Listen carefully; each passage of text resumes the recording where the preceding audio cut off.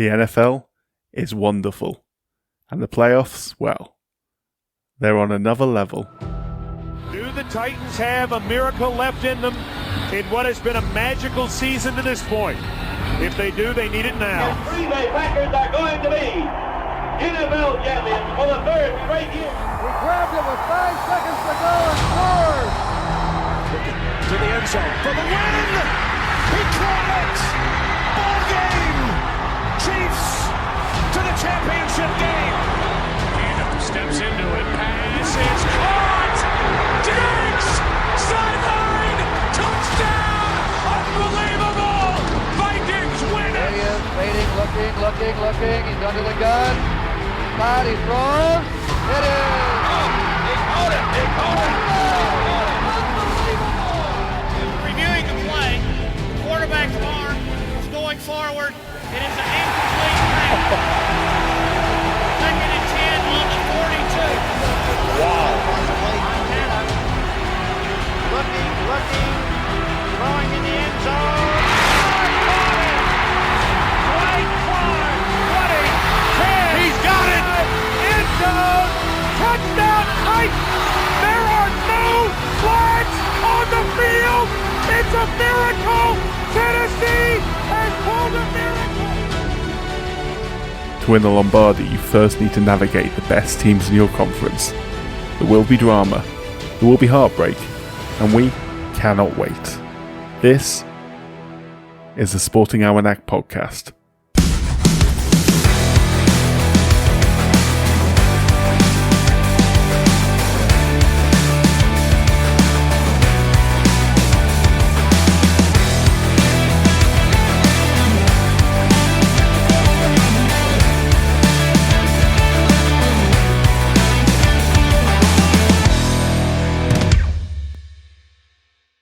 Season number 2. It's a happy new year.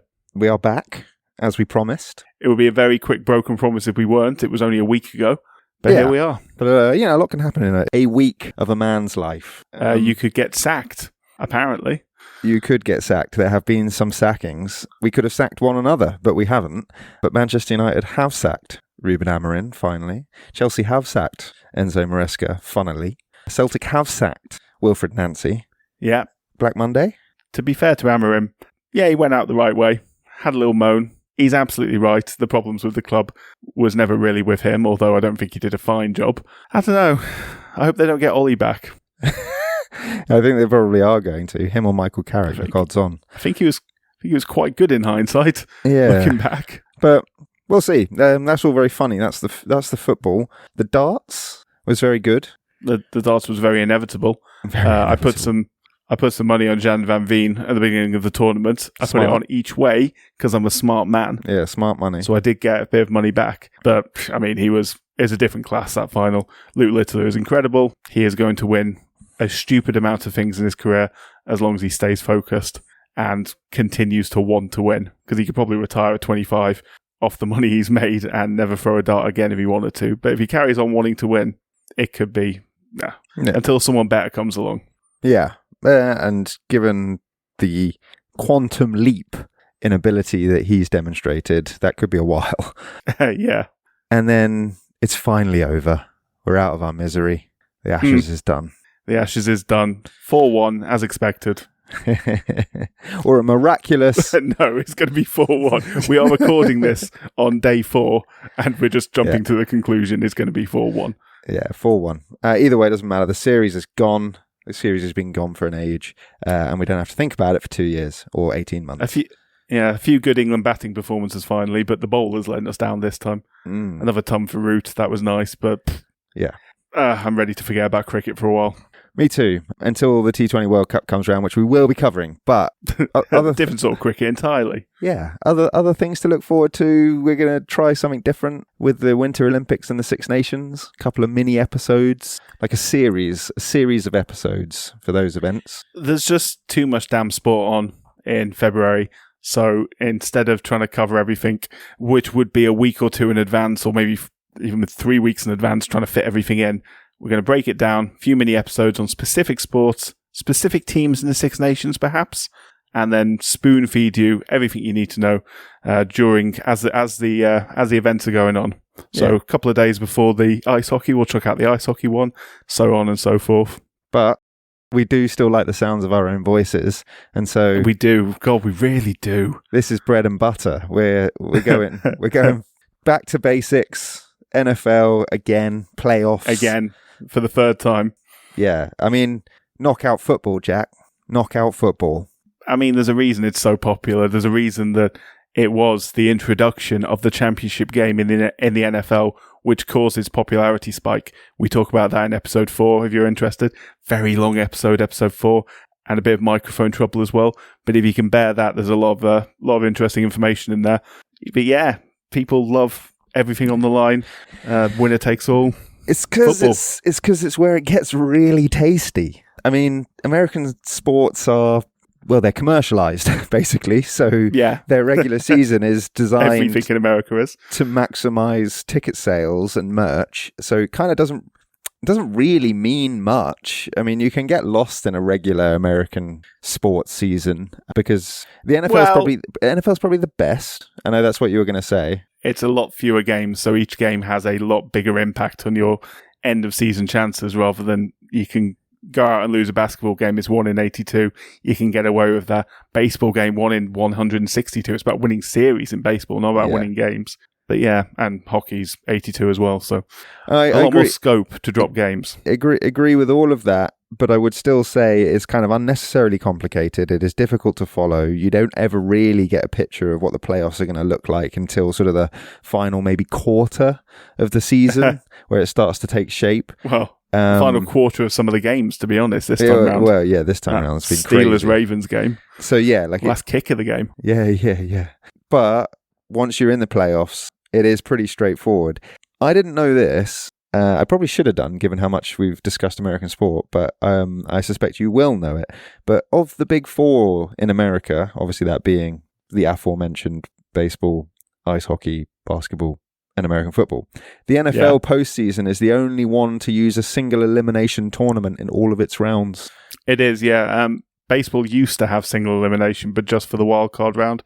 But even now, the wild card round's best of 3. Yeah. So, yeah, it is. Again, everything on the line. You can get upset. You can get underdogs winning a lot more readily than in the other sports, which is great. Yeah, it's probably why it is my favourite of the American sports. It's probably why it's the most successful internationally, because it's very familiar, particularly in countries that where, I don't know, even cricket tournaments or football, particularly, football as in soccer, association football, and rugby are big. Like that straightforward win-lose knockout is what is adopted elsewhere. So it probably does feed in quite heavily into why it's so popular internationally. Yeah, it's a lot more familiar. It means you know what to expect on Super Bowl Sunday. You know it is going to be winner takes all on that day. With the World Series, for example, it was great this time. It went to Game 7. That's a winner takes all game. But it might be over in 4 games. It might be over in 5, 6. Might go all the way. You're not going to get that concentrated, all eyes upon it like you do with the NFL in countries where it's not the primary sport. I watch the Super Bowl every year with my friends. We go out to bars usually to watch it, and they are always rammed to the absolute rafters. We've booked our tickets months in advance for it because we know that's when the action's happening. It's so popular in the UK and so popular around the world because it is, just like the FA Cup final or the Champions League final, it is guaranteed drama at this time, guaranteed. On this day, possibly overtime. And there's going to be a few games in this year's edition which are absolute bangers. There's so many good games in the wildcard round. There's a couple of duds, potentially, but there's so many good games. Yeah, well, before we get into that then, because we are probably going to talk, this is going to be a more conventional preview episode, is what I think I want to say. Bit of history. Yeah, right. a little sprinkling of history. Obviously, we're going to indulge, but we're largely going to talk about contemporaneous stuff, I reckon. And so before we do, it's probably a necessity to take people through very quickly what the structure of the playoffs is, because it is actually quite simple. I would say it certainly is compared to a lot of American sports or even a lot of sports generally. It's consistent. It's the same every year. Benefit to the team who does best. Everyone else.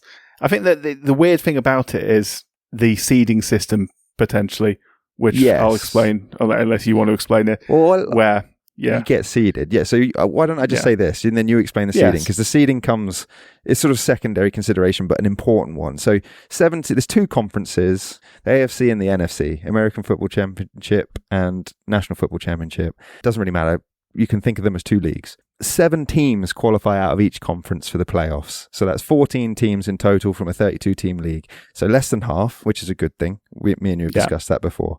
The team that is ranked number 1 in each conference gets a bye, and the remaining 6 teams in each conference play each other in the wild card round. That's how it starts. But how did the teams get seeded then, Jack? They're seeded 1 to 7. As you mentioned, the number 1 seed gets a bye to the next round. That's what every team's aiming for. Getting a bye is a huge advantage because you also get home field advantage as number 1 seed. Thereon, you will always be playing at home until you get to the Super Bowl. And you get to skip the first week, which gives you a week off to recover.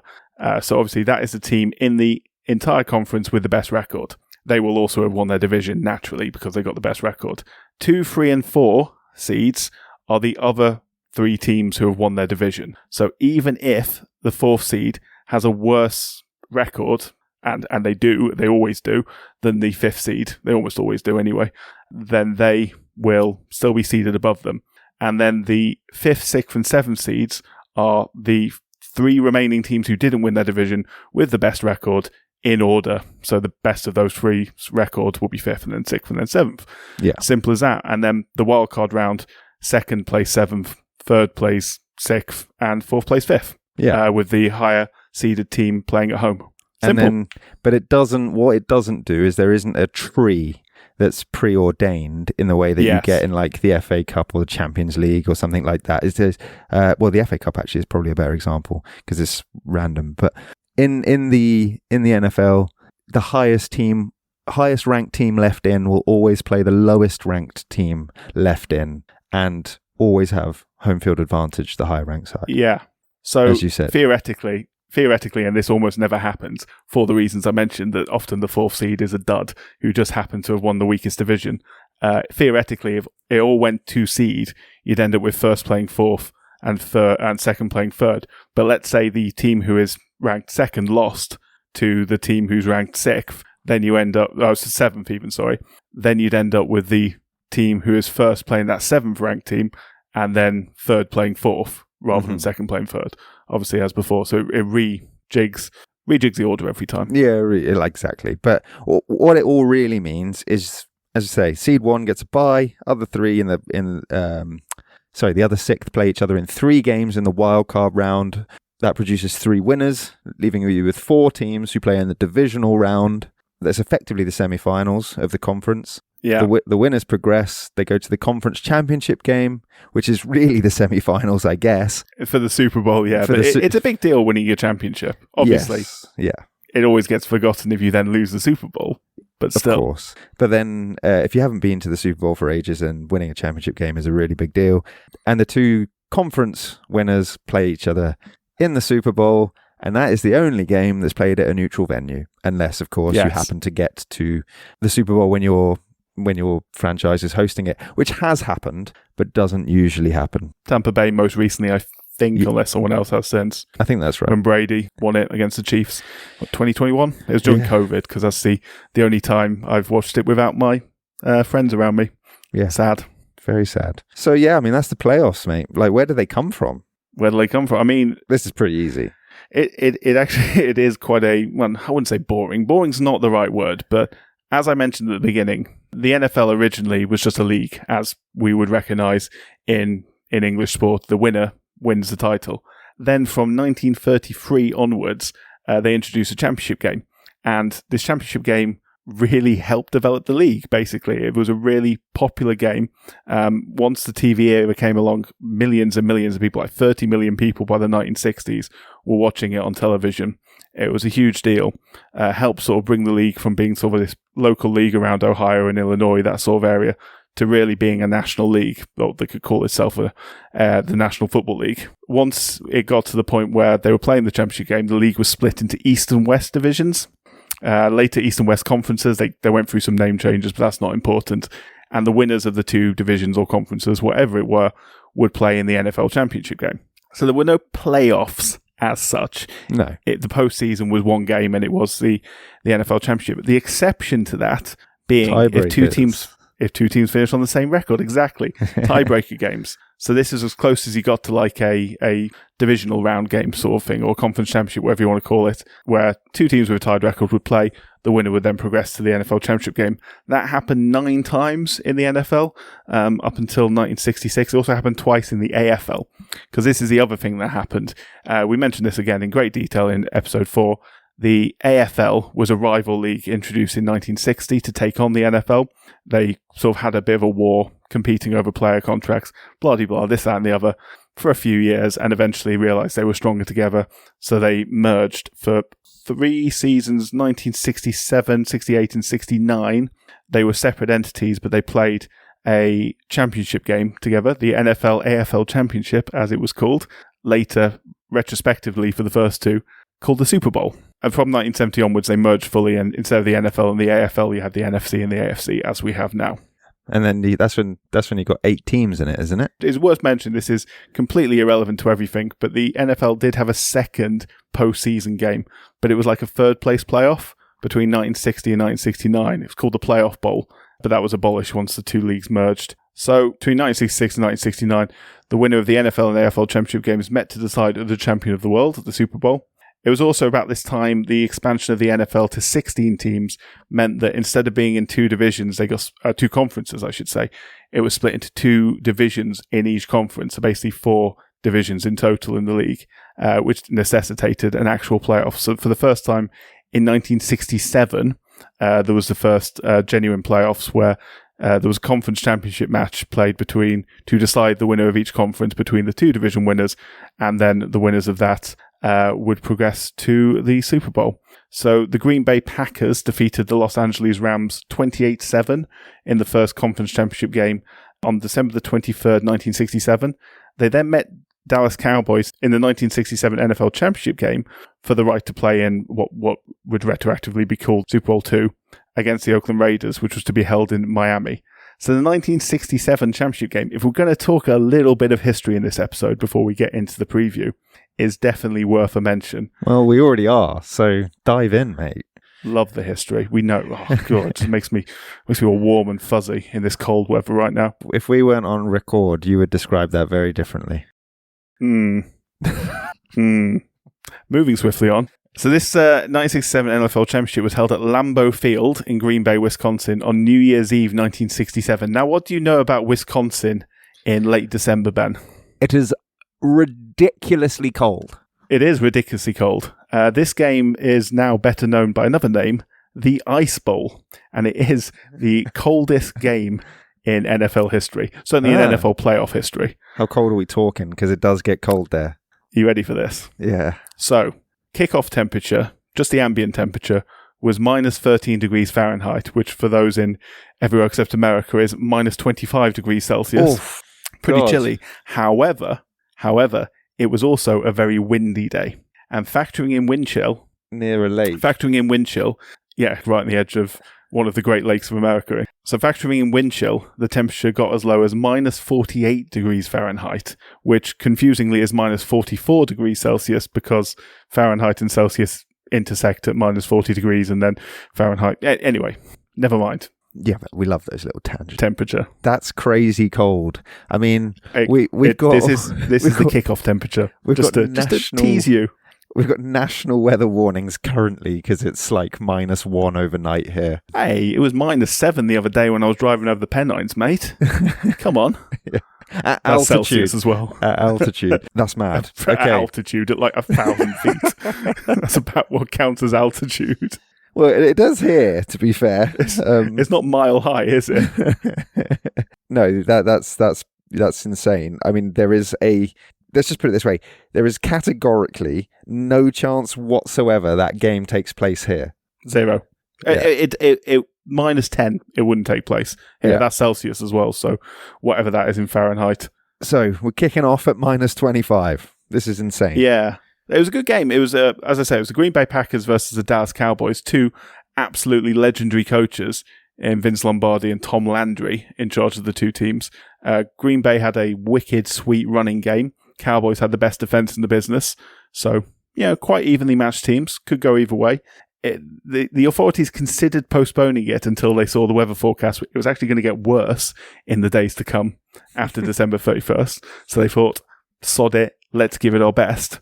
The Cowboys had turned up in Green Bay, and this would never happen today as well. They turned up without any winter gear as well. So they had to scour the local shops. Fortunately, obviously this being winter in Wisconsin, there was a lot of winter gear being sold. But how's that for planning? Yeah, I mean, it was. What would they? But also, you're going to Wisconsin. Like, what did your team anticipate playing in? I don't know. I think they just anticipated winning and then eating loads of cheese. Like, what more do you need? It was so cold, Ben. The referees' whistles stuck to their lips, so they had to use hand signals instead of using their whistles. What on earth? There's a famous bit of commentary where the commentator said, "I'm just going to go and take a bite out of my coffee." Very good. Yeah, I like that. The first half was actually, you know what? Considering the conditions, the game there'd been tarpaulin over the game. There was actually like a heating system at Lambeau Field, but it had broken. Oh, okay. I was about to say everyone spends their time like laying on the grass because it's actually the warmest place to be, but no. Well, they used to just put hay down on NFL fields to keep the ice off it before matches. They'd invested in this very, very expensive system at Lambeau Field, but then it failed before this match. Now, rumours are, given the fact that the Green Bay Packers had a very good running game, and obviously you're not going to be wanting to do anything complicated in a very icy pitch. So there was rumours that Vince Lombardi might have created the fault that's seated for it. But those are merely rumours, and he was an honourable man and a fantastic coach, and I wouldn't want to accuse him of anything. But nevertheless, home field the advantage. Packers started well. Yeah. Do what you want. Set the pitch up how you want. Yeah, cricket teams have been doing it for decades. There's nothing to say that you have to keep the pitch warm, is there? Anyway, there had been a tarpaulin on it, so it was at least playable. Apparently, studs were at least sinking into the ground a little bit, so you got a bit of purchase on the ground. So the Packers started well. A couple of early touchdowns, followed by a few errors, including a couple of fumbles, one of which was returned for a touchdown, and one of which led eventually to a field goal. So it was 14-10 Packers at halftime. As I said, the covers had been on before kickoff, so the pitch condition was relatively playable. However, there was meant to be a marching band on at halftime. However, obviously, if your lips are sticking to whistles, you're not going to be playing any brass instruments. Sure. So that was cancelled. Sensible decision. Also, marching bands in America don't tend to be equipped with sort of Eskimo gear. I think it was a University of Wisconsin marching band, so they probably were, to be fair. They're probably used to it. Yeah. Maybe not quite that cold. Minus 25, yeah. That's serious drill. So because no one was using the pitch during halftime and it wasn't covered up, at that point it then froze completely solid. So it is fair to say the second half was not the spectacle that the first half was. The pitch was basically concrete. That being said, the Cowboys did land a 50-yard pass and did take the lead as a result of it. So in a 17-14 lead with 5 minutes to go.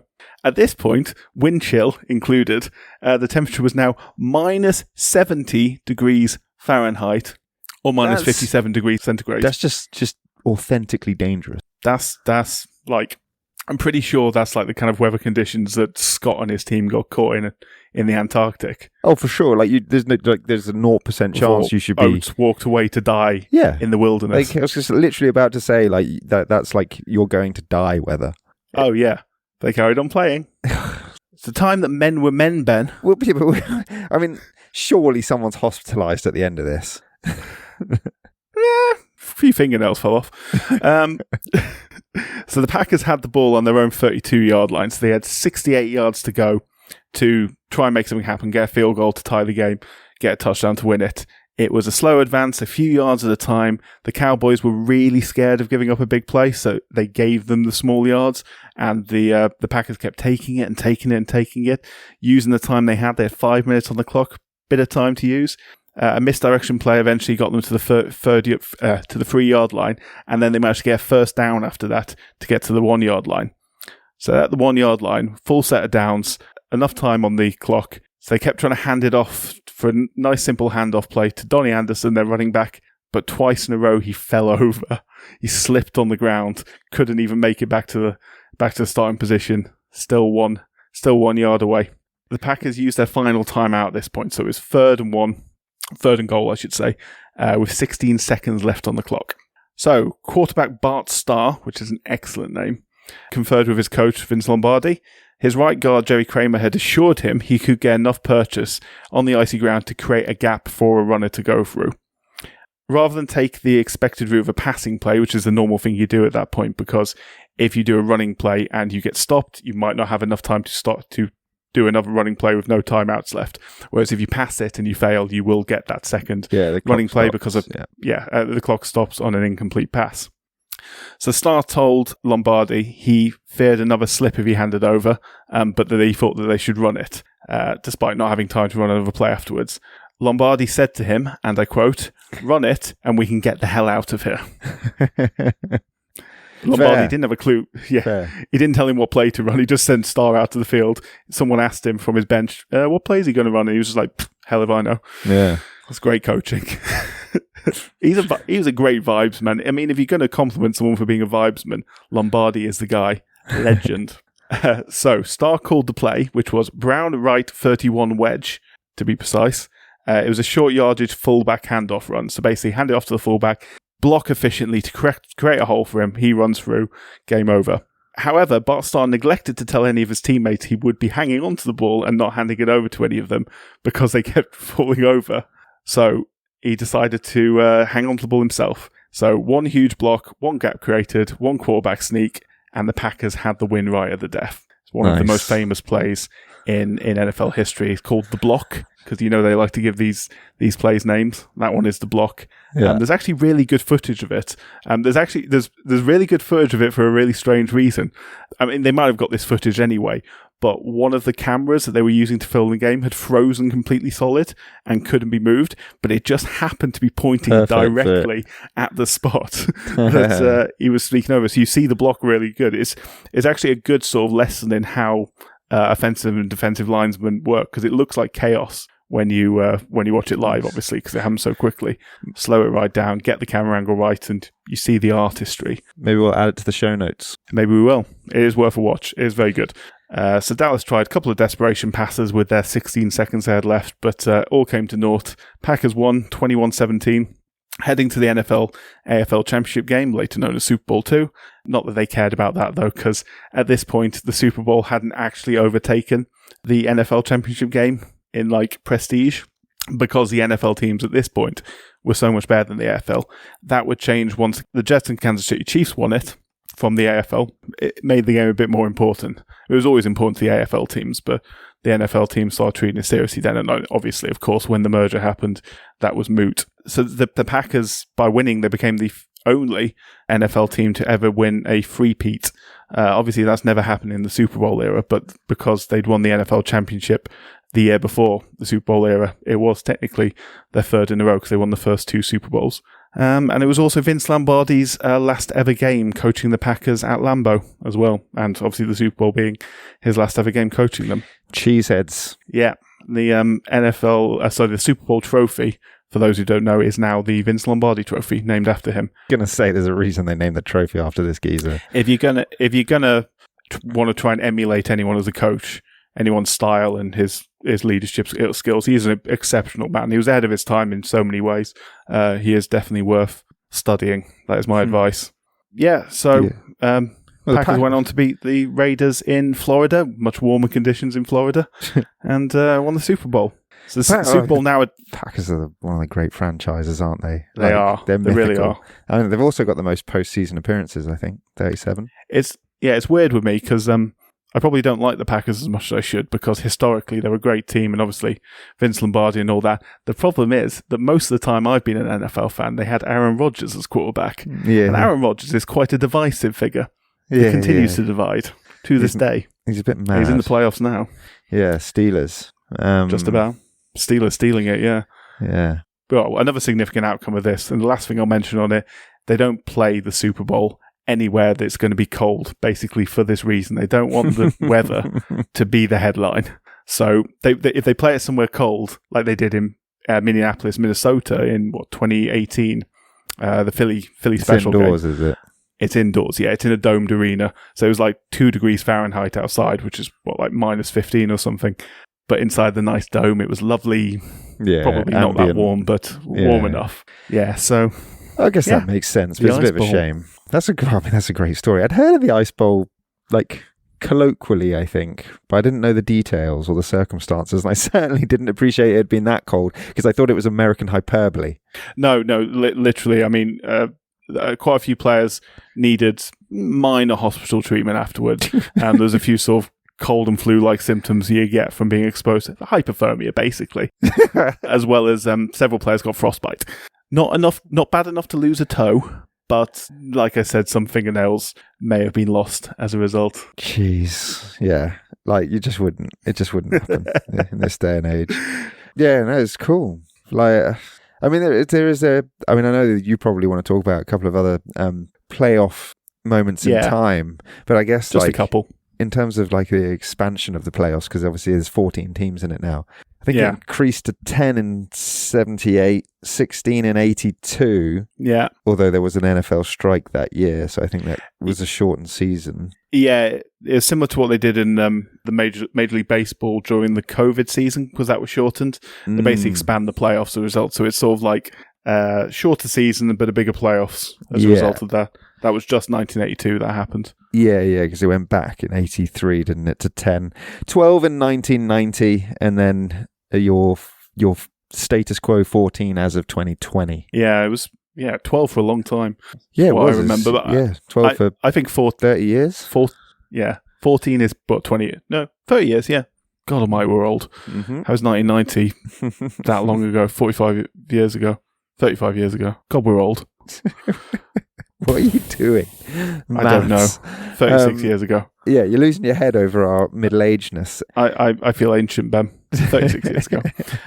But that's it. That's the kind of that's the history of it, right? That's how you get here. That's how you get to 14 teams. 14 teams is perfect, and one day they will increase it, and I will hate it. And you'll have. We're still doing this, and I think we will be. They'll go NBA. They'll go 16 teams, and I hate it. Yeah. The 14 teams is great because it gives a genuine advantage to everyone based on the position they finish in. You can make the argument that the teams that win their divisions with an 8-9 record, as Carolina Panthers did this year, don't deserve to have a higher seed than the Houston Texans, who had a 12-5 record. But they won their division. That's ultimately how they're divided up. That's the reward, yeah. It's the rule, it's the reward, and the Texans are going to smash the Panthers anyway, so what difference does it make? Ultimately. But yeah, it rewards everyone, basically. Yeah. First seed gets obviously the bye, and then if you win your division after that, you get a home field advantage in the wildcard round. It's fair. Yeah. No, I like it. I mean, because it's knockout football, is it worth talking about overtime? Yes. Because you have to have a winner. You have to have well, of course. I mean, in any American sport, you have to have a winner. Yeah, they don't do draws. Usually. They don't even do regular season draws, do they? They do. You can. You can. In the NFL. Okay. If you're still tied at the end of overtime, it will be a tie, and that's actually how the Green Bay Packers got into the playoffs this season. Oh, okay, nice. Which I might mention in a bit. Yeah, because they happened to tie a game. Well, we're going to go through this year's contenders, and you're going to give us your resident expert opinion on who has the best prospects. But before we do you're too kind. Well, I mean, mate, out of the two of us, you're clearly the more informed about this sport. So it's a narrow pool from which to draw expertise, but you are the resident expert. Yeah, mate, overtime. Introduced in 1958 in the greatest game ever played, apparently. Yeah. Between Baltimore Colts and the New York Giants, when the Colts won their first championship in their history, 23-17. Magnificent. First game to be decided by a sudden death overtime on that occasion. And it was as simple as a 1-yard touchdown run by Colts fullback Alan Amici after 8 minutes and 15 seconds of overtime that won it. So that was essentially the rule from there on, from 1958 to 2010, just sudden death. Since then, there's been quite a few changes, though, for the better, we should say, because the sudden death rule was unfair in the sense that you would obviously have a kickoff. If you won the toss. Yeah. You'd have a kickoff. Someone would be in possession of the football. They would have the opportunity to score. And if they scored, you never got a right reply. Even a field goal, yeah. Yeah. So that's all it took. It was pretty brutal in that sense. So obviously it took a while, but sense prevailed. And then they changed the rule in 2010 so that it was sort of, if the first possession scores a touchdown or forces a safety, they would win. But there was a chance to respond to a field goal. They would that was based in some logic, but still wasn't perfect. It was a compromise. It was unnecessary. I don't see the point. I mean, I know they're trying to avoid tied games, essentially. So what they don't want to happen is someone score a touchdown, then someone else score a touchdown, and then it go on forever. Overtime expires, and you have to have another overtime, because that's what happens in the playoffs. You just keep playing overtimes until someone wins. Yeah. But it does become sudden death. But the reason it was I guess the reason it was a good first step is because obviously it's much easier to score a field goal because you don't have to get that close, basically. And that's obviously that was a little unfair because if you're giving up a 40-yard field goal, it's not like you've defended badly. It just means that someone's taken an opportunity to nudge it over. So yeah, the rule was changed so that if you scored a touchdown or forced a safety on the first possession, you would still win, but there would be an opportunity to respond to a field goal. If it was tied, then it would revert to the original sudden death. Yeah. But in 2022, the rule was changed again.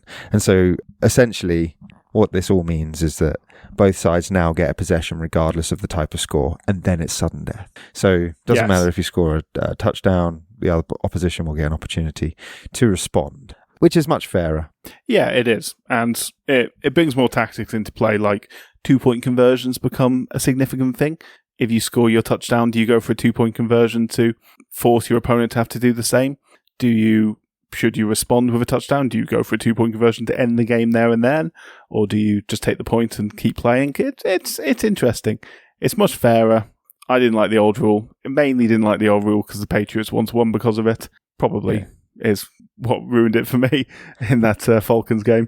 But yeah. The thing that's I think the thing that's still funny about overtime though is that because there isn't an obvious differentiator beyond just playing additional periods of time and getting a regulation score. There's no penalty shootout. They don't do kicking or goal kicking. Yeah. It is infinite. It can actually, within the rules, it is possible for the game to go on indefinitely in theory, but it's probably worth saying. Go on. Yeah. Well, I was going to say, if you wanted to do a penalty shootout in the NFL, 2-yard line, 2-point conversions, basically, until someone misses. That would be a great idea. I think that would be a good penalty shootout. It's sort of what they do in college football. On college football, overtime, you start on, I think, the 25-yard line, and if you score, then your opponent has to match you. And then you just keep going back and forth. So you can end up with 7 or 8 periods of overtime. But it's exciting because you're always trying to score. Yeah, you're always basically, or may as well be in the red zone, essentially. 5 yards away, but same difference. That's a great rule. I like that rule. Let's get you into the administration. All I was going to say was, despite my theorizing about an infinite game of an American football, no NFL playoff game has ever gone past 2 periods of overtime. And that's only happened 6 times ever. I think in the most recent time it happened was in 2004 between the Panthers and the Rams. That's quite a long time ago. Yeah, it is. It is a long time ago. I think the longest Considering NFL... You'd think it was more common now because it's not sudden death anymore. But yeah, long time ago. Yeah, makes you wonder why they changed the rules, I guess. But the rules are changed for the better. Longest NFL overtime ever played, I think, is 82 minutes and 40 seconds. The Dolphins beat the Kansas City Chiefs in the AFC Championship playoff game in 1971. And I was going to say that had to be a long time ago if the Dolphins were winning it. It was settled by a field goal, 37-yarder. But anyway, that's overtime. So if there won't be draws, that's what will happen if anybody is tied. Where do you want to go next? You want to talk about this year's contenders? You got any more stories you want to tell us? Well, let's go. We'll talk about the NFC, and then I'll tell a story. Then we'll talk about the AFC.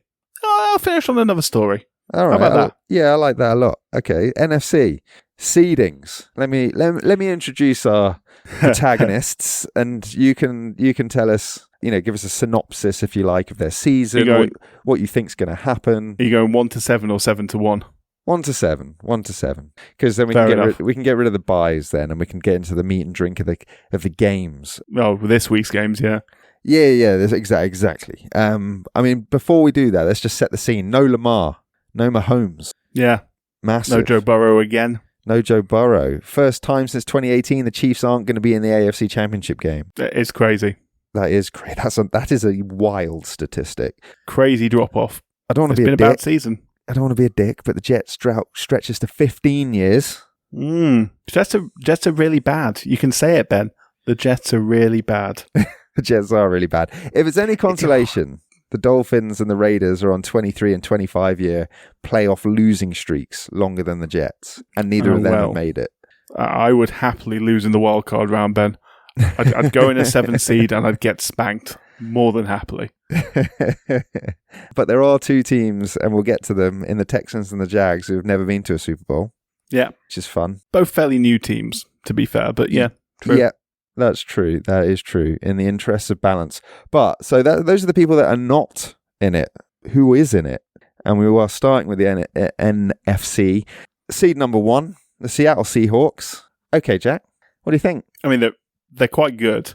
I mean, obviously so they won the NFC West. They finished with a 14-3 record. To be fair, winning the NFC West alone is a hell of an achievement because that was stacked this year.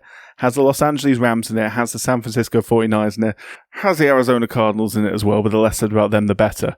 Those other 3 teams, I mean, the 5th and 6th seeds in this are the Rams and the 49ers, which says everything you need to know. The fact that the 49ers are 12-5 this season and our 6th seed is crazy. It's indicative of a ridiculous season. They are the favourites for the Super Bowl for a lot of people, the Seahawks. That is flattering, but also quite dangerous for them. They don't have that much playoff experience, really. They've missed out for the past 2 seasons, despite having winning records in those 2 seasons. So they have been building up to something special. They can look offensively vulnerable sometimes when under pressure, but they have Sam Darnold, a quarterback, and Jackson Smith-Njigba at receiver, and those 2 combining have been the best in the league this season in terms of yardage. They've been superb. They are always going to be dangerous. Defensively, though, they are very, very good. Tough, flexible, individually dominant, league leading in most categories, not all, but most. They're probably the most complete team in the NFC, despite some doubts. You don't stumble into a 14-win season, and they'll get a week off, obviously, when everyone else is slugging it out in the wild cards. So, yeah, they're the team to beat in the NFC for good reason. Well, that makes a lot of sense. It's interesting that you said how good they are defensively, because I remember the last time they got to the Super Bowl was 2013 or 14. I think they got there both years, but they won in 2013 with the Legion of Boom. Yeah, and they should have won in 2014. Yeah, is that when they dropped it on the line? They should have just handed off the ball to Marshall and Lynch. I remember. Wouldn't have been difficult. But anyway, I'm not a big fan of the Patriots. Hi. I might have mentioned this a few times. Yeah, I'm still angry about that. Yeah, that's a very famous cock-up, actually, isn't it? But they were built on a strong defensive foundation then as well. So yeah, interesting. Yes, indeed. All right, so they're not playing, so you can forget about them for a week. Yeah, that was a waste of time. But they are our early front runners. Seed 2 is the Chicago Bears, one of the legendary franchises. Yeah. So the NFC is kind of weird because, as I mentioned, the 5th and 6th seed are the Rams and the 49ers, both of whom finished 12-5. Second seed is the Chicago Bears, where 11-6 they finished on, so they've actually got a worse record than them. But of course, they won their division. The Bears have been useless for a long time, so it's actually quite nice to see them because they're a really, really old franchise. I was going to say, the only thing I know about the Bears is that they're trying to end a 15-year wait for a postseason win. No playoff wins since 2010, no Super Bowl appearance since 2006, and they lost that. Yeah, says it all. They used to be, brilliant team in the 80s, especially 1985, are probably the best defense, almost famous defense, storied defense anyway in NFL history. They're here. They got to the playoffs. They won a tricky division. They're playing Green Bay in as second seed. They play the 7th seed, so presumably the worst team in the NFC. That is the Green Bay Packers. They are their arch rivals. If anybody is interested, that is a Saturday night kickoff for us, 1 a.m. on Sunday morning. Yeah. Green Bay have lost 4 times in a row, so Chicago will fancy it. I don't think they're going to make the Super Bowl. I don't think they're good enough. I don't think they're going to match up against the 49ers and the Rams and the Seahawks, but I think they'll beat the Packers, probably, although the Packers have upset the odds before. They've got good offense. Caleb Williams, the quarterback, he's a master of improvisation and comebacks, but he can be very, very erratic. They've had some defensive injuries. They look pretty easy pickings, really, for anyone who comes after Green Bay, which is probably going to be either the Philadelphia Eagles or the Los Angeles Rams. They will just want to treat them as a stepping stone to get to the NFC Championship match. But, if they go deep, it'll be fairy tale stuff, but I don't think they will. Yeah, okay. I think they'll win. I think they'll beat Packers, but I don't think they'll go any further. Well, I got a little soft spot for the mercurial QB, so it sounds like this guy might be somebody who I want to hang my hat on. He's got a bit of it, yeah. All right, so seed 3, the Philadelphia Eagles, the reigning champs. And the reigning champions. Led by a shortlisted Coach of the Year on the Almanac Awards, Nick Sirianni. Nick, a shortlisted and yet very much under pressure coach, Nick Sirianni. So that's because of Philadelphia, mate. I know that's what you're going to say. Philly, yeah. Just Philly fans, man. They have a very strong defense. They don't have a good offense, relatively speaking. Jalen Hurts has struggled a bit when under pressure, and he has been under pressure because they've had some injuries to offensive linemen. They should benefit from some players coming back from injury ready for the playoffs. That should help them, so hopefully help the offense. Their defense is superb. They really are. They also have the benefit of having rested a lot of players in their final regular season game, which was a home game against the very, very average Washington Commanders, but they lost that. And in losing that, it cost them the second seed because they'd have been ahead of the Bears as second seed, and they'd have been playing the Green Bay Packers, which is a much easier game than playing the San Francisco 49ers. Hence, a lot of pressure currently on Nick Sirianni for that decision. I think Sunday's must win. They have to beat the 49ers on Sunday. Otherwise, Sirianni's going to get very hot under the collar. I think they will. Yeah, nice. I think they will, but I don't think they'll. I don't think they'll make the Super Bowl again. But I think they will beat the 49ers just about. Then the Niners have been in 3 of the last 4 NFC Championship games as well, so they are no pushovers. Consistently good. Yeah. And we'll come to them. We will come to them in a minute, but if anybody's interested now that you've preluded the game, that is on Sunday at 9:30 UK time. Yeah. Onto the toilet, and very fortunate to be there, Carolina Panthers. Yeah, they're going to get spanked by the Rams. They are. They should do. It'll be a miracle if they don't. I mean, weirder things have happened, but yeah. A losing record, and you made postseason. It's the most NFC South division win ever, a losing record, being the least bad of 3 teams on 8 and 9, and immediately getting a game against the 12 and 5 Rams. The bookies think they're about 10 points stronger than the Panthers. So yeah, that's a mile in betting terms. It's not that Carolina are a joke. It's that the NFC South is a joke. They won it. Well done to them. They're in the playoffs. They're gonna lose. Right. I don't have anything else to say. Yeah.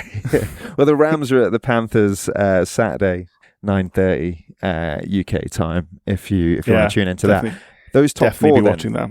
So they are our divisional winners. Then you getting into those that have obviously qualified through their season's records, and the 5th seed was the Rams, 12 and 5. LA Rams, the Kroenke-owned LA Rams. Yeah, possibly the best stadium in the NFL so far. Indeed, yeah. Pretty amazing stuff. Won the Super Bowl not too long ago.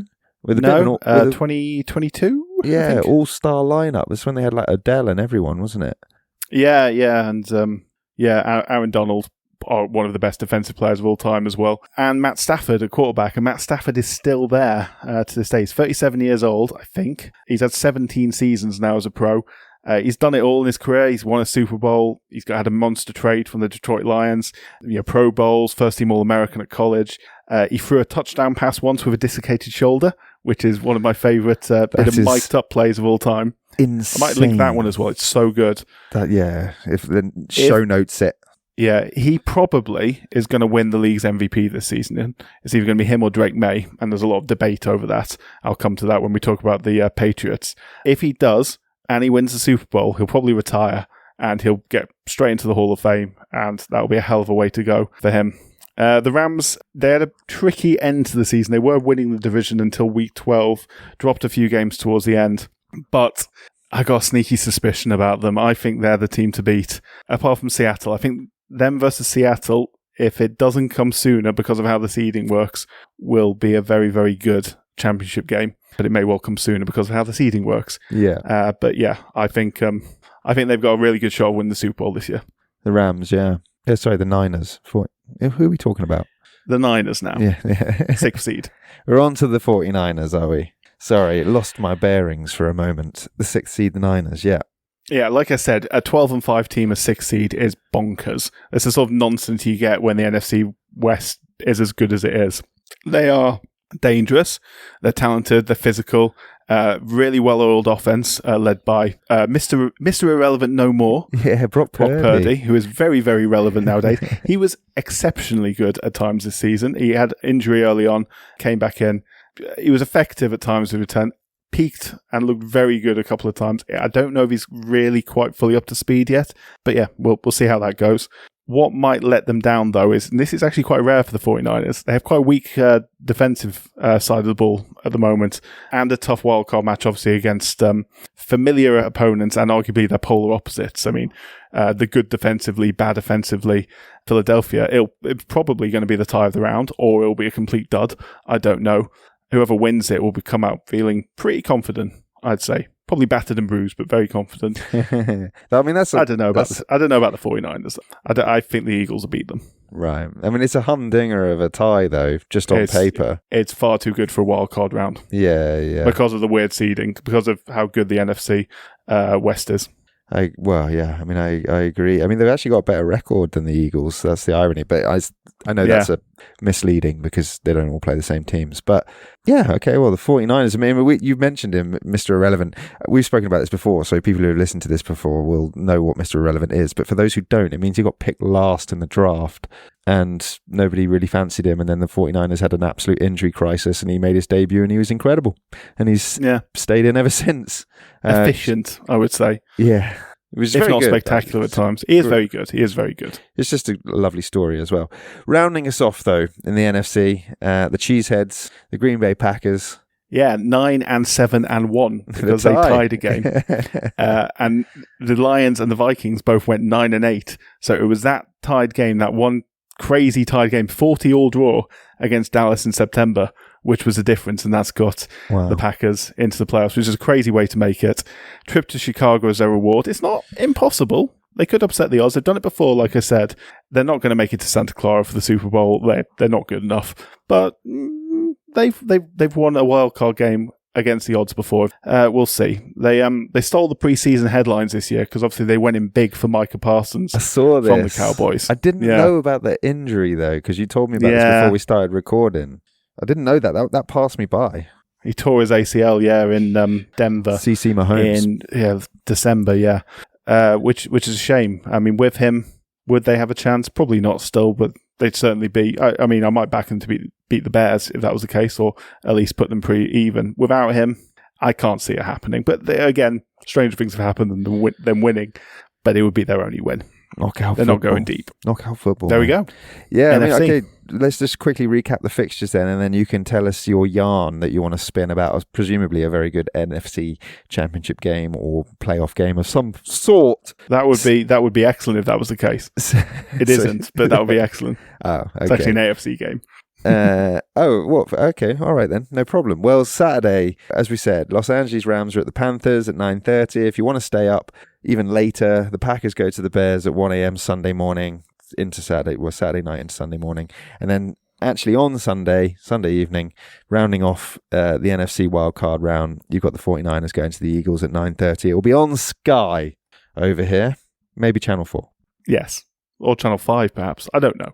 Yeah. Anyway, so the only thing I really wanted to talk about, a couple of things I want to talk about, but the greatest miracle, I guess you could say, in NFL playoff history, and this happened in a AFC wildcard game right at the end of the 1990s. Leading us into our preview very well then. Yeah, not following nicely, but leading in nicely. Other than the fact this team got nowhere near the playoffs this year, but that's completely irrelevant. By the by, it's all about whetting the appetite for what might come. Yes. So I actually mentioned the sort of start of this story a little bit in our Canadian football episode, believe it or not. The Houston Oilers, the 1992 1992, 1993 playoffs. So January 3rd, 1993, Houston Oilers had Buffalo dead to rights. They were 35-3 up. They conceded the biggest playoff comeback ever. They lost 41-38 in the end in overtime in a game which is still known as the comeback, one of the biggest bottle jobs in NFL history, or one of the best comebacks, whichever way you look at it. It's all a matter of perspective. Buffalo ended up going to the Super Bowl, but ended up losing because that's what Buffalo did in the early 90s, get to the Super Bowl and lose. They lost 4 on the trot, which is very impressive. Never won a Super Bowl. We'll come to that. Yeah, we will come to that. The Bills. So the collapse, obviously the Houston Oilers, anyone who knows anything about the NFL now, who are the Houston Oilers? They don't exist anymore. Well, I wouldn't say the collapse caused their relocation, but it certainly didn't help. Their owner was already displeased with the situation. A man named Bud Adams, he was displeased with the situation in Houston. He wanted to build a bigger stadium. They weren't letting him. He was already threatening to move the team. And eventually in 1996, they got to the playoffs once more, but then they nosedived after the salary cap was introduced in 94. So eventually in 1996, they announced they were going to move. Or no, 1995, they announced they were going to move. And then 1996 season, they were so badly attended, the fans in Houston obviously just switched off. Like, why are we supporting this team who's going to leave us in a year? So they moved in 1997. Didn't have a stadium built for them. So they were meant to be moving to Nashville, Tennessee. They ended up playing in Memphis for a year at the Liberty Bowl Stadium, and then playing at Vanderbilt University Stadium in Nashville in the 1998 season. Before in 1999, they changed the name fully from the Tennessee Oilers to the Tennessee Titans, as they are now. And they moved into what is now the Nissan Stadium, which I've actually seen recently. I was in Nashville not too long ago, and they're building a brand new Nissan Stadium right next to it, which looks really quite fancy indeed. Built by the same people who made Wembley Stadium, funnily enough. But that's, again, neither here nor there. So good trivia, though. Yeah. The Titans, they were building a decent team. They had done well in the draft. They had a really strong defensive team. They were very sort of ground and pound, nothing fancy in terms of offense. They drafted Steve McNair, obviously very good quarterback. Eddie George as a running back. McNair. Yeah, couple of key weapons as well. A man named Frank Wycheck, tight end. Kevin Dyson as well as a wide receiver. He's involved in this as well. The game is the 1999 wildcard match, Titans versus the Bills again, which is why I mentioned the Oilers-Bills game in the first place. So this is 6-7 years later, obviously with the move in between. In this situation, though, instead of explaining sort of what happened, I'm going to go through some of the commentary, because the commentary in this moment is brilliant. So the situation, to set you up, it is 16-15. There are 16 seconds left on the clock, and the Bills have just scored a field goal. There is basically enough time, maybe, for the Titans to get the ball back in field goal range and have a shot of their own. But really, realistically, anyone watching this knows they need a miracle. And Ben, this was a miracle. The Bills kicked quite short, trying to swamp them before the ball came down. They kicked short and high, bit like a rugby union kickoff. A lot of air on it, trying to sort of get to them as the ball was going down, force them to make a dangerous catch. Obviously not going to fair catch it, because if they did, that's basically the game over. So what they did is, and I'm going to go through the commentary here. Do the Titans have a miracle left in them in what has been a magical season up to this point? Christie kicks it high and short. Going to be fielded by Lorenzo Neal at the 25. He hands it back to Wycheck. He throws it across the field to Dyson. He's got something. 30. 40. He's got something. 50. 40. He's got it. 30. 20. He's got it. 10. 5. End zone. Touchdown Titans. There are no flags on the field. It's a miracle. Tennessee has pulled a miracle. A miracle for the Titans. So what happened is, kickoff was high. It was handed back to Wycheck, the tight end. Now, Wycheck was a good passer of the ball. He actually has a perfect passer rating in his NFL career. He threw like 6 or 7 passes, landed 5 or 6 of them, threw a few touchdowns in that, ended up with a perfect passer rating. Pretty impressive. What he did then was throw a lateral. So a lateral, you're allowed to pass the ball between each other when you're on the field, but it has to go backwards or at least level. It's like rugby. Very important for you to point out, a flat pass is a fair lateral in this. Mm-hmm. When you're watching it live, my God, does it look forward. It looks forward. The way he throws it, because obviously he's throwing the ball from in front of his body, because he's right-handed, throwing from right to left on the field. So it looks like he's sort of further back than he is. The guy picking it up is also retreating to pick the ball up and catch it. So it looks like, obviously he's dropping back, he's coming from forward position. But then you watch it at the side-on angle, and this is it. It went to a replay. the officials checked it. You watch it from a side-on angle. It is perfectly flat. Maybe even slightly an inch or two backwards, but no more than that. I love those moments, though. It's an amazing moment. It's honestly, we're definitely going to link this one because it is Tennessee Titans radio commentary.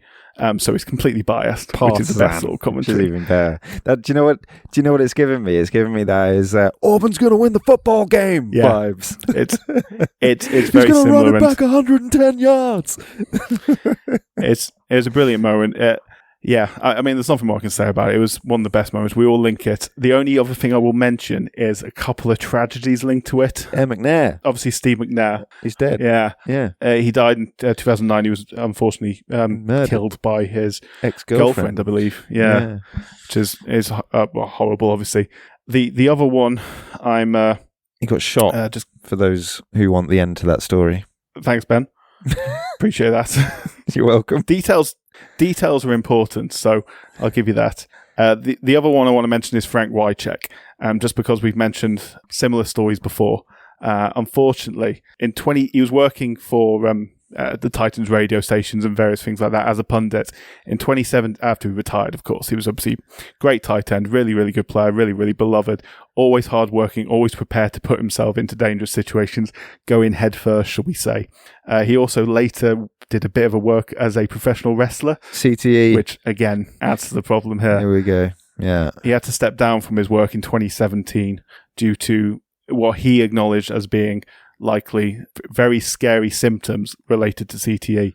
Unfortunately, in 2023, just over a couple of years ago now, in December 2023, he died after an apparent fall in his house. There's nothing specifically linking this back to the CTE. I don't know if it was related or not. Wouldn't want to speculate, but his family, at his request, in line with his wishes, shall we say, worked with Boston University CTE Center to confirm the diagnosis. He was diagnosed with stage 3 CTE, stage 4 being the worst. So very bad CTE.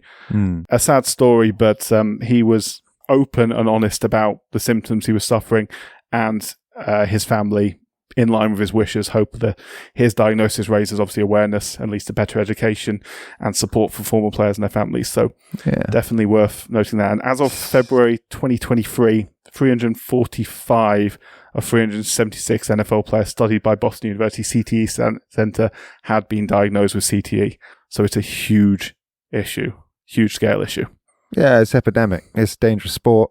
And for a very, very long time, there were virtually no rules regarding headshots and, when you're allowed to tackle people and how you're allowed to tackle them and so on and so forth. So, there's nothing wrong. It's a physical sport. People know the dangers now because people are familiar with, medical developments, et cetera, learnings. But nonetheless, it remains very dangerous, and being informed is only a good thing. Yeah, CTE scares me. Especially having played rugby. I know we didn't play it for that long. I know we didn't play it at maybe a high enough level, but we did play it when we were young. I did get hit on the head a few times. Not as many as other people that we know, but nevertheless, I know you yourself got a bad concussion when you were 17. Yeah, it's what's interesting about it is obviously we didn't play at professional level, so the impact and the strength of people that were clashing, we were bumping our heads and stuff, this, that, and the other. We've spoken about this before. It wasn't obviously the same scale, magnitude, blah, blah, blah. But what is very interesting for you and I think, is that we both recognise that we probably were the last generation that sort of played sport from a very uninformed perspective, whether that was sort of conditioning, CTE, head injuries, attrition, the amount that you play, no rest time, blah, blah, blah. Yeah, and so, sure. all of this stuff, is particularly in a sport as physical as the NFL is always it's just interesting. It's just interesting to learn, and it's... there's a lot to be said about spreading awareness. Yeah, it's good science. Really good science. It's really good. It's really good that families and obviously ex-players are prepared to engage with it. It's very important. So I thought that was a little sideline worth telling. Always is, and it won't be the last time we speak about CTE and head injuries, because given the opportunity, we like to chew the fat on that subject. But shall we get back to your expertise? AFC. The AFC seedings. Seed 1, get them out of the way, because we're not interested. They're not playing this weekend. I can't believe it. The dog will have its day, though. The Denver Broncos looking for their first postseason win since their Super Bowl win 10 years ago. Yeah, I quite like the Denver Broncos. I always have. I like them probably even more so that I have connections with Colorado. Friends there, visited there a few times. Love Denver, love the state. It's an amazing place to go. Obviously, it is at high altitude. It does give them a certain advantage. They are used to the conditions their opponents are. Not as much as the advantages the Rockies get, or should get, because my word, you can hit a baseball a long way in low oxygen, but nevertheless. So they last won the Super Bowl about a decade ago, but it felt like an awful long time because they have been shite for a number. They've been terrible for a number of years since then. There's 7 consecutive losing seasons. They tried to snap it by signing Russell Wilson, which went tits up. Terrible decision. They brought in Sean Payton. He got them to the playoffs last year, which was really impressive. Broke the streak, cause for optimism. But even then, I was not expecting them to be first overall in the AFC this year, and fair play to them. Bo Nix, quarterback, there are question marks over him when he's put under pressure. There's also questions as to whether they had the strongest level of opposition this year, because the AFC, generally speaking, is quite weak defensively. The NFC tends to have the best defenses. I'll come to strength of schedule in a second because I'm going to talk about the Patriots derogatively. So we'll come to that in a second. Dismissively. Bo Nix is talented. He is well protected. They've got a good O-line. He has good speed when pressured. He has made errors. He might get shown up in big playoff matches. But if the rest of the team clicks, he might not have to be brilliant. He might just have to be good enough. Again, as I said, with the AFC particularly weak defensively. They might be playing the Bills after their week off because of how the seeding system works. The Bills are quite a low seed. That should be a stern and probably very entertaining test. So I am looking forward to the potential of that being a divisional round matchup. But Broncos, they've got a chance. They're very good. If everything clicks, then I don't think Bo Nix needs to be world class. I think he can just be very good. Okay, nice. I mean, that's as I say, you know way more about this than I do. But yeah, I guess it's watch the space when it comes to Denver. Was the last time they won it when Peyton Manning? Yeah, right near the end. Yeah, so he had a horrific. They got spanked by the Seahawks one year. Oh, and, yes, really it was badly spanked. 43 or something, wasn't it? 43-3 or something like that. It was bad. It was a walloping. Yeah, but yeah, they did win it in 2015. I want to say sometime around then. Right. Okay, so swiftly moving on to your favorite team, the New England Patriots. Nat. Also 14-3, which is to their credit. So, okay, start of last season, 2024 season. Quite early on, I went down to Kent to see Matthew, my mate, both Jets fans. Big screen in his garage, great setup there, darts board, beer, love it. We watched the Jets play the Patriots, and the Jets they had at that point, they'd won their previous game against the Patriots right near the end of the season when it didn't matter the season before. Prior to that, it'd been like 8 years since they'd been the Patriots, for obvious reasons. The Jets being terrible, the Patriots being brilliant. That game we watched in 2024, I've never seen the Jets control a game so brilliantly. Easy win. It was something like 23, 26, 27, something like that. It was really well controlled. Aaron Rodgers, a quarterback, coming back from his injury the year before. The whole team clicking, obviously before we traded everyone away. And it was brilliant. And I was like, yeah, maybe the tide has turned. Yeah, I was wrong. I was incredibly wrong. In a nutshell. Following up a 4-13 season, which is what the Patriots had last year, with a 14-3 season, barely missing the number 1 seed is really impressive. But I will say this: by coming last the previous year, they came 4th in the AFC East the previous year. Gave them an easier strength of schedule. They only played 3 teams all season who finished the season with a winning record. 3 matches against teams, because 2 of them were the matches against the Buffalo Bills. They won one of them, to their credit. They lost one of them too. They only played one other team with a winning record, which they lost. So, do they flatter to deceive being 14-3? I mean, you don't get to 14-3 as a fluke. They have been very good. The one thing I will say to them, absolutely, their quarterback Drake May is brilliant, and I was not expecting that at all. He has been superb this season, and I think he'd be a very worthy MVP.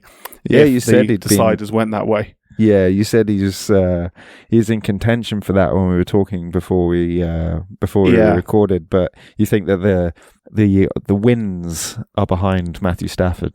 I think so. I think it might even come down to the fact that he's 37 and May is 23. And it's like, well, May's got plenty of years to win one of these, and he probably will if he has many more seasons like this. In fact, he definitely will. The thing I would say about May is his offensive line hasn't been very good, so he's been put under pressure quite a lot, but he's executed superbly. He's got passing range, something like 113, which I'm not going to explain passing ratings again. Just tell that is ridiculously good. That is so good. Best in the league. I'm just getting flashbacks, and I don't know if it's a trauma response or if it's because I actually enjoyed it, and I don't want to admit I enjoyed it. But when you started saying that there's a Patriots QB that thrives under pressure, my brain just went to the GOAT. I mean, I don't know. We'll see. Turn up the pressure because he's in the playoffs now. Yeah. That's going to be the real test. Like the best players don't maintain their performance when under pressure. They improve it. And Brady was the in almost all of sport. We're talking alongside, Jordan and the like, Tiger Woods, in terms of upping their game when they're under pressure and getting even better. That's Brady. So we'll see if Drake May can do it. He just has to maintain. He doesn't have to be a Tom Brady. If he keeps doing this. I was going to say, if he does half of what Brady's done, he's going to be a Hall of Famer, and he's going to be extremely good, because the longest postseason streak ever is the Patriots. It is Brady, and it is 11. Yeah. And if you want to touchstone that, just to give yourself, something to reference it against, the Chiefs managed 10 with Mahomes. They came up short, obviously, this year. The Cowboys and the Colts with Manning managed 9. Packers, Rodgers, 49ers, Montana, and the Rams, I don't know who, managed 8. So when was the Rams? It was a while ago. It was when they were playing out of St. Louis, I think. Okay. Might have been the greatest show on turf years with Kurt Warner back then. Probably. Anyway. Yes. Never mind. That's not important. That's not important. The only thing about the Patriots, they've not really played a good defensive unit yet. Like the Bills, not the best defensive team. They will play better defensive teams than that. I don't think, I don't know if I'm saying this because I don't want it to be true. I don't think they're going all the way. I think they are not quite there yet, but Drake May is brilliant and they are building towards something special. I bloody hate it. Can we move on? Let's move on. But before we move on, just very quickly, they're hosting the Chargers, and if you want to watch that, it's Sunday night into Monday morning, 1 a.m. UK time. We'll block reference all of the fixtures at the end like we did with the NFC. Seed 3, Jaguars. The Jacksonville another surprising one. Jaguars. Is it Lawrence at QB? The man who looks like he should be in Hanson. Yeah, the fourth member of Hanson, Trevor Lawrence, quarterback, who's been okay. He's been less mistake-prone this season. They have not built their success on the back of him being brilliant, but he's certainly good enough, and he's doing okay. They won 8 games in a row to end the season. That included a good win against Denver. Obviously, Denver are very good, as we mentioned. Thrashing the Chargers as well early on in that run. That was impressive. But for the sake of balance, I should point out that streak also came with 2 wins over the Titans, the toothless Titans, who are pretty awful. Garbage, yeah. Yeah, the Jets and Cardinals, 1 each against them. Less said about them, the better, please. And then 2 wins over the Colts, who lost Daniel Jones, their resurgent quarterback, who did okay before his injury, to injury in the first game. And then in the second game, they had a 44-year-old high school teacher, a quarterback, the Colts, in Phillip Rivers. Which is beautiful stuff, but does contextualize the victory. Was, yeah. Pinch of salt. I'm just saying maybe they flattered the deceiver a little. But, there's reasons to be positive. Trevor Lawrence is looking better. The offense as a whole is looking really slick. Travis Etienne, running back, he passed 1,000 yards despite only playing 10 games. So he's looking good. They've had injuries in their secondary, which is a worry, particularly because they're about to play the Buffalo Bills. And you want to have a decent secondary when you're up against Josh Allen. Rocket arm. A tough task. Yeah. I mean, who's going to win out of the Jags and the Bills? Trev isn't Josh. He's not as good as Josh Allen. But the Jags are probably the better team on the whole, so should be entertaining. Yeah, it will be fun, for sure. That's probably the game that I would like to watch the most. It's the one I'm least willing to call. I want the Bills to win, because I like romance. Yeah, and we're going to get to the Bills, and there's a reason that there's a romance behind them. But I think that's a bit of a shootout, isn't it? It's a bit of a gunslingers match. Saturday, that is, at 6 o'clock. The Bills go to the Jags. Definitely worth a watch. So, your favourite QB now, moving on from your favourite team, the Steelers, the Pittsburgh Steelers, seeded 4. Aaron Rodgers, what a guy. What a completely normal guy. Normal bloke. I mean, there is no more dramatic way to make the NFL playoffs than up by 2 points with no time on the clock, 44-yard field goal for the Baltimore Ravens. Tyler Loop misses it. Hands a gift to the Pittsburgh Steelers of the AFC North title and a route to the playoffs. The Steelers kept up a really incredible record stretching back to 2003. They've not had a losing season since then, which is crazy. Really crazy. And they find themselves in a position again, which they've been in a lot recently, where they're good enough to make the playoffs. Yeah, they keep but losing. They're not going to win a game. Yeah.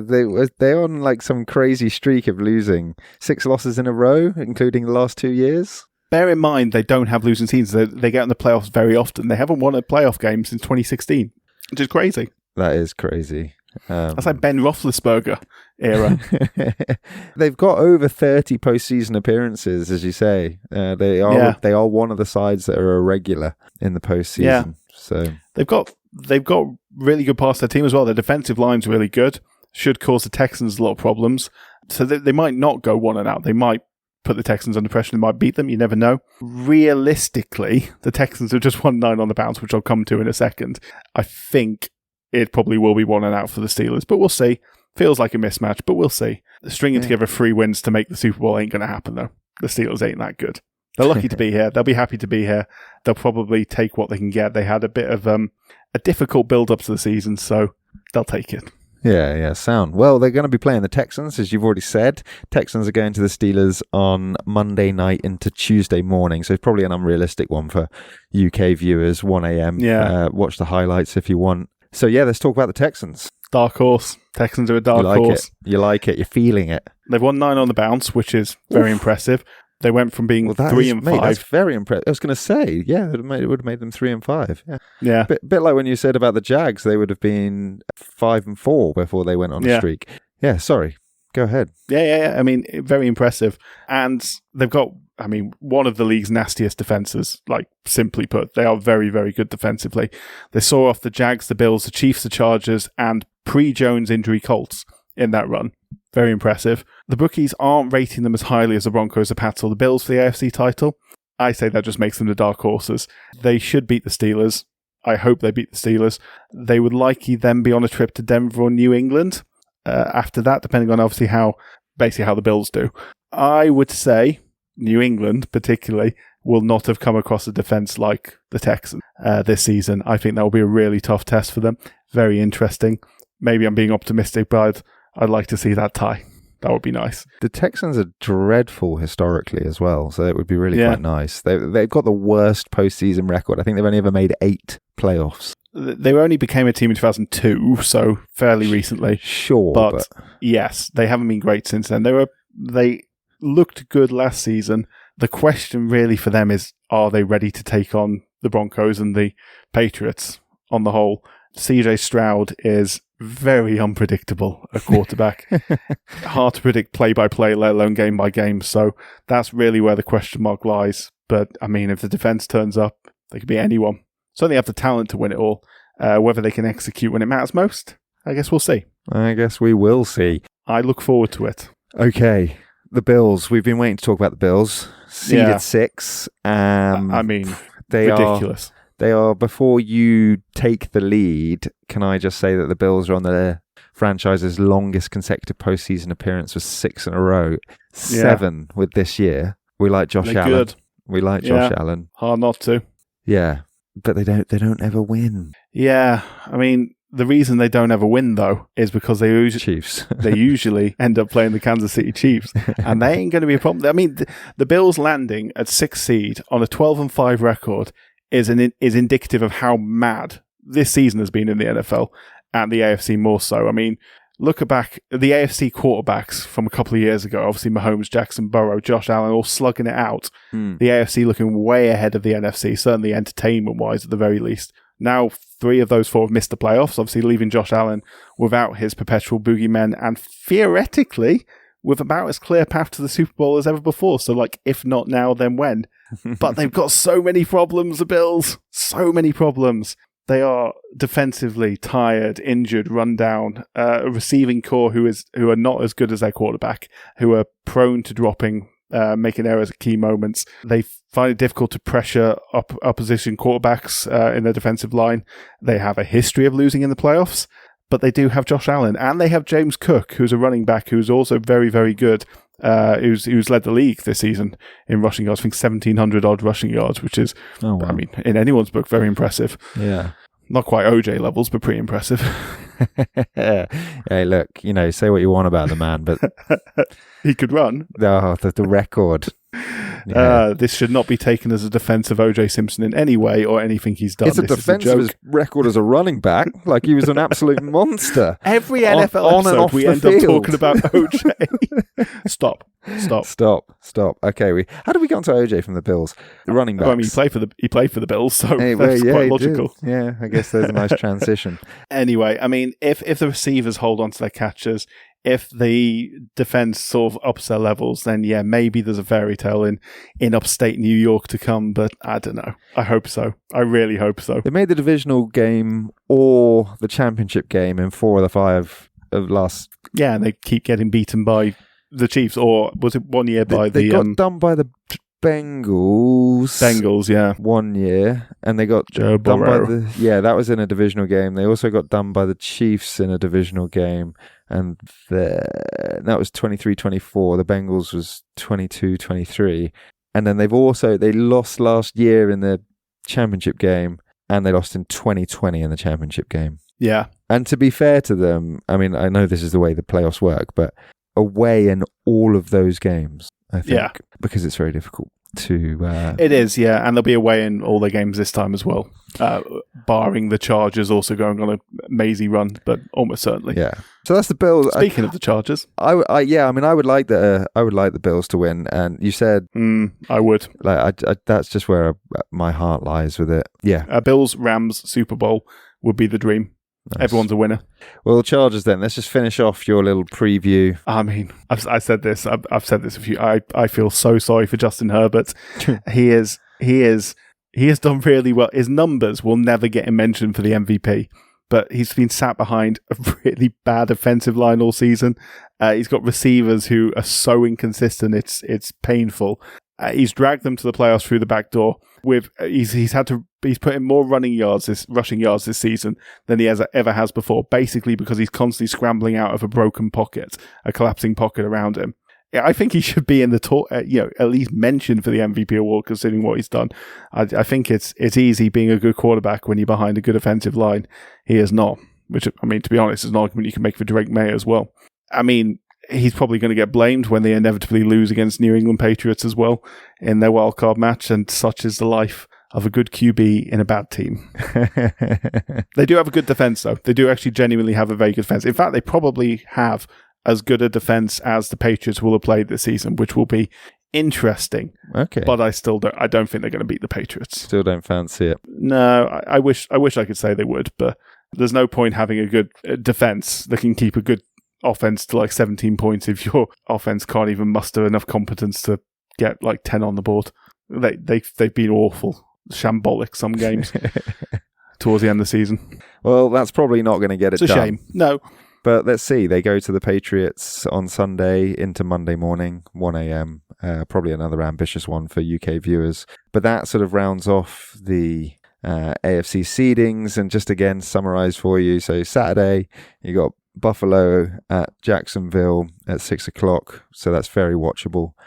Sunday into Monday morning is the Chargers versus the Patriots. And then Monday into Tuesday morning is the Texans versus the Steelers. It's a feast. It's a feast of playoff football this weekend. Can't wait. 6 games, and then the divisionals get even tastier because then the big dogs come in and all the best teams have prevailed. It only gets more and more fun. We will be back for the Super Bowl on the NFL. And can I leave you with this little statistic, Jack? Please do. Apart from the Patriots, Rams, and Eagles, everyone in the playoffs has been waiting 10 years or more for a Super Bowl. And half of them have been waiting for over 25 years. Whoever wins, unless it's the Patriots, the Rams, or the Eagles, is going to have a really good time. I mean, I think even the Patriots and Rams and Eagles are probably going to have a real if good you time win a as Super well. Bowl, but it's a bit like when City win another title. It's like, oh yeah, I'm sure you're really happy. It's not the same, is it? It's not Leicester. Try telling that to someone in Philadelphia, mate. A day. But no, yeah, I understand what you're saying, and it's been a topsy-turvy year, and I think this is the most excited I've been about the playoffs for a long time. So yeah, that's it. It's going to be a lot of fun. I'm not going to tell. I had another story lined up. I'll save it for another day. I don't think it fits in very well here. Plus, I don't want to talk about the bloody Patriots again. All right. Well, there is one other thing to talk about because we did our awards. They were all worthy winners, and in homage, one more worthy than the rest. In homage to our villain of the year, we're going to introduce a piece, and we're going to see how long we can maintain it for.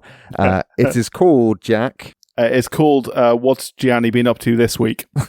About Gianni Infantino. What has Gianni been up to this week? Has he been dishing out peace prizes for extracting presidents of sovereign nations? No. I mean, actually, in Gianni's defense, he's done nothing this week. He's done nothing. He said nothing. He's made no comment, and nor have FIFA, as Donald Trump has invaded Venezuela and kidnapped the leader of a sovereign country, and is now making beautiful eyes at Greenland.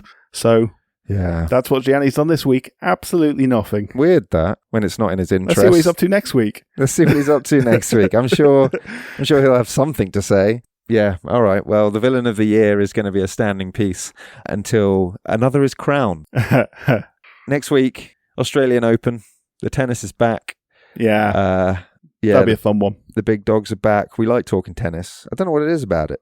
It's a good sport. It's just full of stories. A good sport, isn't it? I don't know. Sport. Yeah, it's a bit of a titanic tussle every time. The slams obviously bring together the world's best. It's the start of the tennis season, the official start of the tennis season. Yeah, I think that's the main thing, yeah. So we haven't even, and we didn't talk about it last year because we started this sort of midway through the year, I guess. With the start of the tax year April, is how we justified it. Start of the tax year, yeah. That's how we do it. Because it's all about taxes, man. But this is going to be a full calendar, and so Australian Open it is. And then after that is when we're going to start our Winter Olympic series. Yeah, can't wait for that. And you've already done a stupid amount of research, and I'm very happy for it. Good work. Because I love the Olympic Games. Oh, who doesn't? Makes me feel things. Okay, let's leave it there. Yeah.